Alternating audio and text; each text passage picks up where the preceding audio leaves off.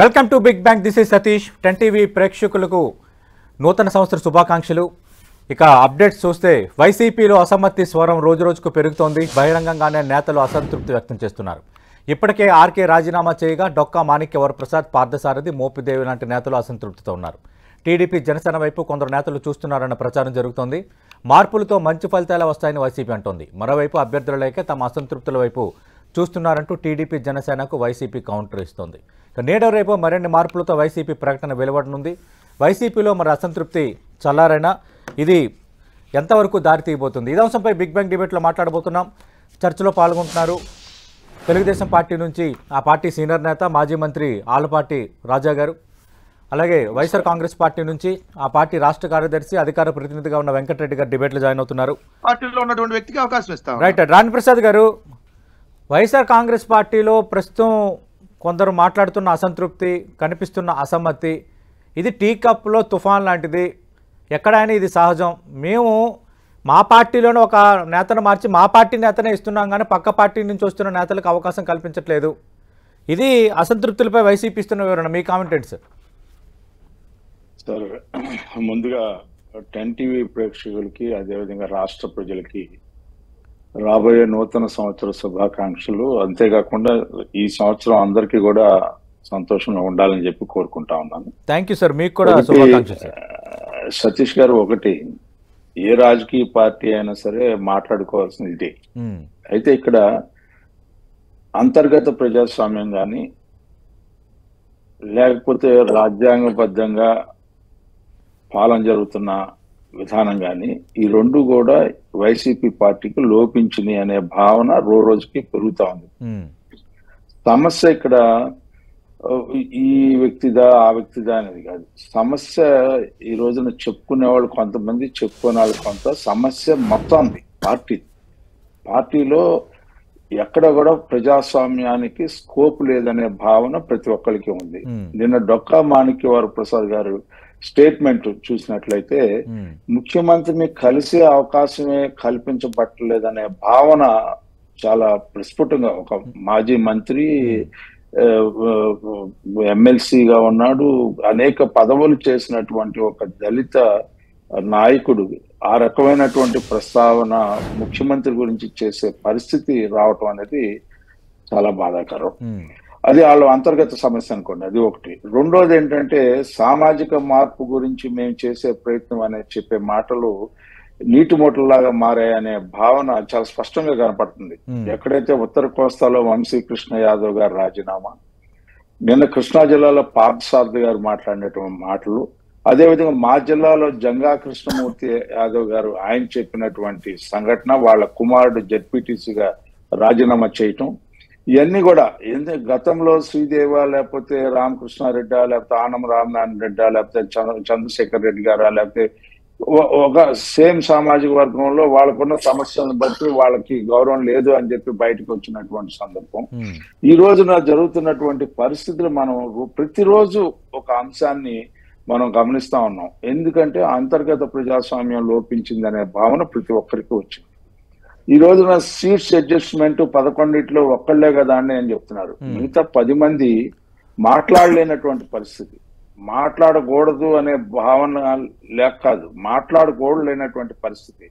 ఎందుకంటే వాళ్ళకి ఇంకా అందుకంటే ఎగ్జిస్టెన్స్ లేదు అనే భావన వాళ్ళకి అర్థం అయిపోతాం. ఈ రోజున ఎంత దురదృష్టం అంటే, 3 మంత్రుల్ని ఎక్కడెక్కడికో వెళ్ళిపోతే, ఏ ప్లేస్ లో అయితే వాళ్ళు పనిచేశారో, ఏ ప్లేస్ లో అయితే గెలిచారో, అక్కడ మంత్రివర్గంలో సహచరులుగా ఉన్నారో, ఆ 3 వేరే చోట్లకి వెళ్తే వాళ్ళకి వేరే బోర్డ్స్ ఏంటో అనేది తెలియని పరిస్థితులు అక్కడ వాళ్ళందరూ కూడా వ్యతిరేకిస్తూ ఉంటుంటే, మా పొద్దు వీళ్ళు అని చెప్తా ఉంటుంటే, ఇలాంటి పరిస్థితిలో ఈ పార్టీ ఉంటే, ఈ పార్టీలో ప్రధానంగా గమనించాల్సింది ఏంటంటే అండి, ఇక్కడ ఇవాళ వ్యక్తులు ఎవరు, ఒక వ్యక్తి, ఇద్దరు వ్యక్తుల, లేకపోతే కృష్ణమూర్తి యాదవ్, లేకపోతే అసలు జగన్మోహన్ రెడ్డి గారి మీదే వ్యతిరేకత ఉంది ఈ రాష్ట్రంలో. 5 కోట్ల ఆంధ్రులు పడ్డ కష్టాలు, 5 కోట్ల ఆంధ్రులు పడ్డ నష్టాలు, వాళ్ళ పడ్డ ఆవేదన, అన్ని వర్గాలు కూడా ఈ రోజున ఉద్యోగస్తుల దగ్గర నుంచి, విద్యార్థుల దగ్గర నుంచి, యువకుల దగ్గర నుంచి, మహిళలకు ఇచ్చిన మద్యపాన నిషేధం నేను చేయకపోతే 2024లో Okay. ఎన్నికలు రాను అని చెప్పినటువంటి మాటలు, అంతేకాకుండా వీళ్ళు ఇచ్చిన హామీలు నెరవేర్చామని చెప్పుకుంటా ఉంటుంటే ఏ రకంగా హామీలు నెరవేర్చలేకపోయారు అనేది కూడా మేము ఈ మధ్య ఒక పుస్తక రూపంలో ప్రింట్ చేసి పబ్లిష్ చేయటం కూడా జరిగింది, ప్రజలకు ఇవ్వటం కూడా జరిగింది. ఎందుకు చెప్తున్నానంటే ఈ అన్ని అంశాలన్నీ కూడా మనం నడిచిన విధానం ఈ 5 సంవత్సరాల కాలంలో, ఈ 4.5 సంవత్సరాల కాలంలో ఏ రకమైనటువంటి పాలన, ఏ రకమైనటువంటి వ్యవహార శైలి, ఏ రకంగా ప్రజాస్వామ్యం, అంతర్గత ప్రజాస్వామ్యం లేకపోతే ప్రజాస్వామ్య విలువలను కాపాడాం, రాజ్యాంగబద్ధంగా ఏ రకంగా కాపాడాం, రాజ్యాంగ బాబాసాహెబ్ అంబేద్కర్ గారు రాసినటువంటి రాజ్యాంగాన్ని వాళ్ళు అమలు చేయాలని లేదు, రివ్యూ చేయాలనే ఒక ఆలోచనకు వచ్చారు. మీరు గమ్మత్తుగా మీరు గమనించినట్లయితే మధ్య ఒక డిస్కషన్ వచ్చింది, రాజ్యాంగాన్ని రివ్యూ చేయాల్సినటువంటి పరిస్థితి. ఎందుకంటే ఎవరైతే ఎన్నికల్లో గెలిచినటువంటి శాసనసభ్యుల యొక్క తీర్మానాలని వ్యతిరేకించే విధానం రాజ్యాంగంలో పొందుపరిచి న్యాయ పరిశీలనకు వెళ్లే విధానానికి గండి కొట్టాలి. అసలు రాజ్యాంగంలో అల్టిమేట్ అంటే ఎవరైతే ప్రజల నుంచి గెలిచారో వాళ్ళే అల్టిమేట్ అని చెప్పాలనే ఒక ఆలోచన, రాజ్యాంగాన్ని రివ్యూ చేయాలనే ఆలోచన చేసినటువంటి మొట్టమొదటి రాజకీయ పార్టీ వైసీపీ పార్టీ. ఎందుకు చెప్తున్నానంటే ఈ రోజున ఏ బిల్లు ప్రవేశపెడితే ఆ బిల్లు స్క్రూటినీకి వెళ్తామని, బిల్లు ప్రవేశపెట్టి బిల్లు మీద డిస్కస్ చేసిన వాళ్ళు ఎంతమంది అని అంటే మనకి అర్థమైపోద్ది. అంటే ఈ రకమైనటువంటి ఏది చూస్తే అది మాట్లాడే విధానంలో ఎక్కడైతే ఉందో, ఎందుకంటే నాయకుడి యొక్క ఆలోచనని తీసుకొచ్చి ప్రజల్లో పెట్టాలి. ఆల్పాటి రాజా గారు సామాజిక న్యాయం లేదు, అసంతృప్తులకు సంబంధించి ఒక చర్చ అయితే, మేము ఓసీ సీట్లను కూడా తీసి, ఓసీ అభ్యర్థులను తీసి సామాజిక వర్గ సమతుల్యతలో భాగంగా బీసీలకు మేము పెద్దపేట వేస్తున్నాము, గతంలో కంటే ఈసారి బీసీలకు ఇచ్చే సీట్లు పెరగబోతున్నాయి, ఇది మార్పులపై వైసీపీ చెప్తున్న మాట. సార్ రాజకీయ కుట్ర అండి ఇది, రాజకీయ కుట్ర. నిజంగా బీసీలని అన్యాయం చేసే కుట్ర. బీసీలకు న్యాయం చేసే ముఖ్యమంత్రి అయితే ఈ యొక్క వైసీపీ పార్టీకి ఆ రకమైనటువంటి మనోభావాలు ఉన్నట్లయితే, గతంలో బీసీలకి రిజర్వేషన్లు దాదాపు 16,000 రాజకీయ పదవుల్ని కోల్పోయినటువంటి పరిస్థితి ఈ వైసీపీ పార్టీ ద్వారా. సార్ వీళ్ళు ఎక్కడ కూడా డిస్కస్ చేయలే దాని మీద, దాన్ని ఏ రకంగా సాధించాలని చెప్పి ప్రయత్నించాల. సమాజంలో సొగభాగమైనటువంటి బీసీలకు ఇచ్చే ప్రాధాన్యత ఎక్కడా లేదు. కార్పొరేషన్ ఇచ్చారు, నిధులు కేటాయించారు. రెండోది ఇంకోటి కూడా చెప్తాను సార్, ఇవాళ వీళ్ళు ఎవరికి ఇస్తా ఉన్నారు, ఓడిపోయే సీట్లు అంటే ఆఖరి ప్రయత్నం అండి, ఓడిపోతామని అర్థమైపోయింది. ఆఖరి ప్రయత్నం ఏదో ఒక రకమైనటువంటి భావాన్ని, భ్రమల్ని క్రియేట్ చేసి గెలవాలనే ఉద్దేశంతో మేము సామాజిక న్యాయం చేయబోతున్నాం అని చెప్పి ఒక వర్గాన్ని రెచ్చగొట్టి, ఎందుకంటే ఈ రోజు చూడండి పాలనలో కూడా ప్రాంతీయ తత్వాన్ని రెచ్చగొట్టారు, మతత్వాన్ని రెచ్చగొట్టారు, లేదా కులతత్వాన్ని రెచ్చగొడతా ఉన్నారు. ఈ రకంగా పెంచి పోషించుకుంటూ రాజకీయ నిబద్ధతని వదిలేసినటువంటి పార్టీ ఏదంటే వైసీపీ. వ్యక్తిని అక్కడ నిలబెట్టగలరా?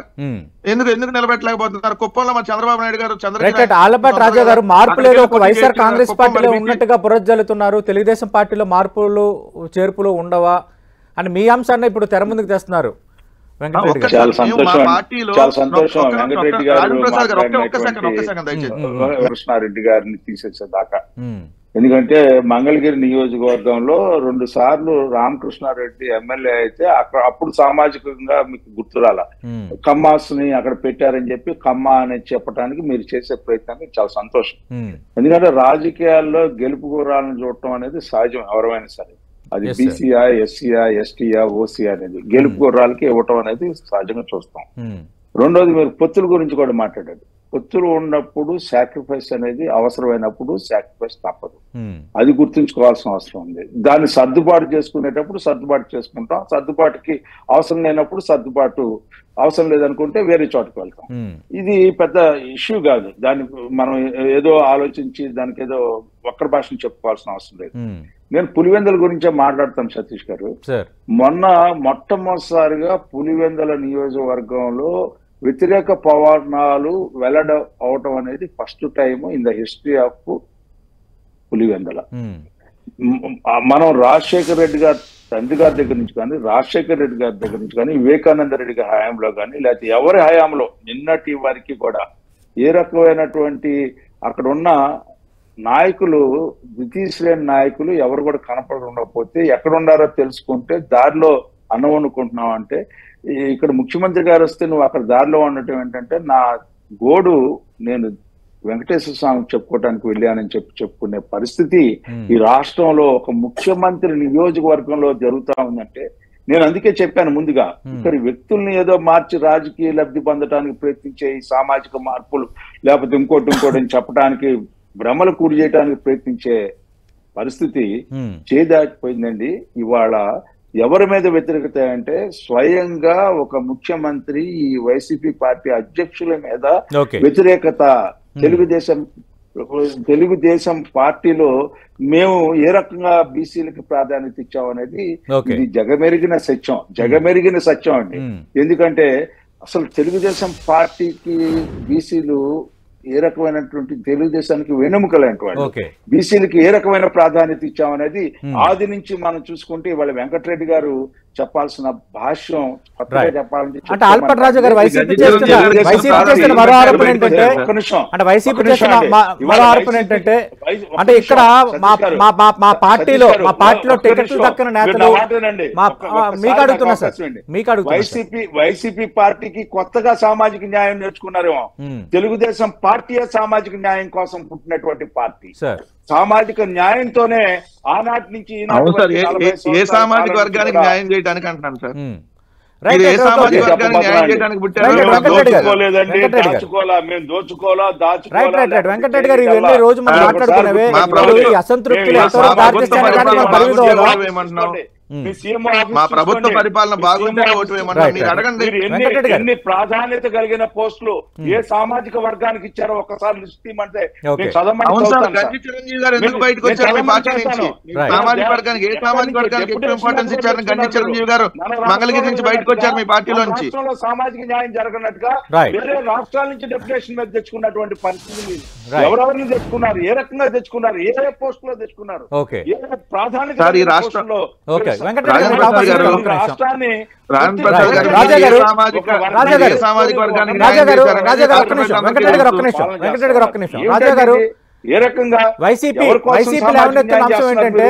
వైసీపీ లేవనెత్తున్న మరో అంశం ఏంటంటే, ఇక్కడ మాకు మార్పుల్లో భాగం మేము మార్చుకుంటున్నాము, కొందరు గెలవరన్న చోట వాళ్ళని పక్కన పెట్టే పరిస్థితి ఉంది.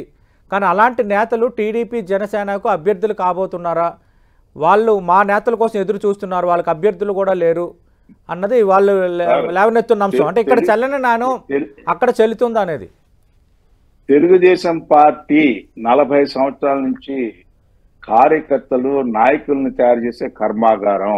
మీకు ఒకటే గుర్తుపెట్టుకోండి, ఇవాళ అభ్యర్థులు లేనటువంటి పార్టీ కానే కాదు. ఇవాళ మేము గేట్లు తెరిస్తే వరదల్లో కొట్టుకుపోయే పరిస్థితి. నేను నవ్వుతా అంటా ఉంటాను అప్పుడప్పుడు, మేము కూడా కొట్టుకుపోతామనే భయం ఉంది అంటా నవ్వుతా. అంటే ఎంత ఫ్లడ్ వస్తుంది అనే దానికి. ఎందుకంటే అక్కడ నిలవలేకపోతున్నారు. వాళ్ళల్లో నిజంగా నేను చెప్తా ఉన్నా అండి, పలుకుబడి కలిగి, గౌరవం కలిగి, లేకపోతే ఓటర్స్ లో వాళ్ళ యొక్క హృదయాన్ని బదిలిపరుచుకున్నటువంటి, ఓటర్స్ హృదయాల్లో బదిలిపరుచుకున్నటువంటి నాయకత్వం ఏదైనా అటు నుంచి ఇటు వచ్చినప్పుడు ఆహ్వానించాల్సిన అవసరం ఉంది. నాయకత్వాన్ని గౌరవించాల్సిన అవసరం ఉందండి. ప్రజా మనిషి అలాంటి నేతలను ఆహ్వానిస్తారా? రేపొద్దున టికెట్లు కూడా ఇస్తారా సార్? ఎందుకంటే ఆనం రామనారాయణ రెడ్డి, మేకపాటి చంద్రశేఖర్ రెడ్డి, ఉండవెల్లి శ్రీదేవి, కోటంరెడ్డి శ్రీధర్ రెడ్డి ఎగ్జాంపుల్స్ అన్ని వైసీపీ తెర ముందుకు తెస్తుంది. ప్రజానాయకుడిగా వర్ధిల్లిన వాళ్ళని, ప్రజానాయకుడిగా ప్రజల మనసును చూరగొన్న వాళ్ళని గౌరవించాల్సిన అవసరం ఉంది. థ్యాంక్ యూ ఆల్పట్ రాజా గారు, మాకు సమయం అయిపోయింది. థ్యాంక్ యూ వెంకటరెడ్డి గారు. మరోసారి మీ ఇద్దరికి నూతన సంవత్సర శుభాకాంక్షలు. రాజకీయాలకు అతీతంగా మీ ఇద్దరికి మంచి జరగాలని కూడా ఖచ్చితంగా 10 టీవీ కోరుకుంటుంది. ఓవరాల్గా మనం చూస్తే వైఎస్ఆర్ కాంగ్రెస్ పార్టీకి సంబంధించి టికెట్ రాని నేతలు, టికెట్ దక్కుతుందో లేదో అన్న అనుమానంతో ఉన్న నేతలు కొంత అసంతృప్తి స్వరం అయితే బయటికి వినిపిస్తున్నారు. మా పార్టీలో నేతలను తీసి మా పార్టీ నేతలతోనే మేము కంప్లీట్ చేస్తున్నాము, ఓసీ సీట్లను బీసీలకు ఇస్తున్నాము, ఎలాంటి అసంతృప్తి లేదు, 1-2 అసంతృప్తులు సహజం, అవి కూడా చల్లారిపోతాయి. అలాగే ఇప్పుడు వైఎస్ షర్మిల వస్తున్న ప్రచారం కూడా మాకు పెద్ద సమస్య ఏమీ కాదు. 2011లో కాంగ్రెస్ పార్టీ వైఎస్ వివేకానంద రెడ్డిని వైఎస్ జగన్మోహన్ రెడ్డికి వ్యతిరేకంగా బరిలో దించితే ఎంత మెజార్టీతో వైఎస్ జగన్మోహన్ రెడ్డి అప్పుడు గెలిచారన్న అంశాన్ని వైసీపీ తెర ముందుకు తెస్తోంది. మరి ఈ అసంతృప్తులు ఏ స్థాయికి వెళ్ళబోతున్నాయి? అసంతృప్తుల నేపథ్యంలోనే విడుదల కావాల్సిన రెండో జాబితా మార్పులు చేర్పులతో అటు వైఎస్ఆర్ కాంగ్రెస్ పార్టీ కొంత హోల్డ్ చేసిందన్న ప్రచారం కూడా జరుగుతోంది. చూద్దాం ఏం జరగబోతుంది.